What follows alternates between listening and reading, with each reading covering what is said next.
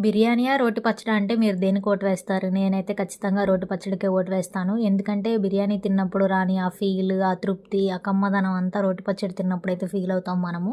మీలో ఎంతమంది ఒప్పుకుంటారు ఈ వడికి? కానీ అప్పుడప్పుడు బిర్యానీ అయితే పడాలిలెండి. ఇక నేనైతే ఇక్కడ రోటి పచ్చడి అయితే చేద్దాం అనుకుని స్టార్ట్ చేశాననమాట. ఆ రోటి పచ్చడికి పచ్చిమిర్చి, టొమాటో కామనే కదా! ఇక్కడైతే నేను ఒక వంకాయి అండ్ 2 బెండకాయలైతే యాడ్ చేశాను. ఇక ఒక 5 అయితే దొండకాయలైతే యాడ్ చేశాననమాట. అవి కొంచెం మగ్గిన తర్వాత చల్లార్చుకొని నేనైతే మిక్సీలో పడుతున్నాననమాట. నా దగ్గర రోల్ లేదు. సో, నేనైతే మిక్సీలో బ్లెండ్ చేద్దామని వేస్తున్నాను.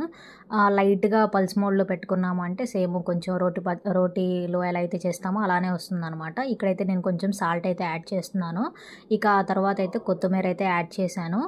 ఇక ఆ తరువాత కొంచెం అయితే వెల్లుల్లిపాయలనమాట. ఇవి మంచి ఫ్లేవర్‌నైతే ఇస్తాయన్నమాట పచ్చడికి. ఇవనేవి కంపల్సరీ. కొత్తిమీర అయితే ఎక్కువ యాడ్ చేసుకోండి. చాలా బావుంటుంది టేస్ట్. ఇక అవన్నీ కలిపేసి కొంచెం లాస్ట్‌లో అయితే నేను కరివేపాకు కూడా యాడ్ చేశాను. ఇక లైట్‌గా పల్స్ మోడ్‌లో పెట్టుకొని మిక్సీ పట్టుకున్నామంటే చాలా టేస్టీగా ఉంటుంది. వేడి వేడి అన్నంలో నెయ్యేసుకొని తిన్నామంటే ఇక ఆ టేస్ట్ అద్భుతంగా ఉంటుంది.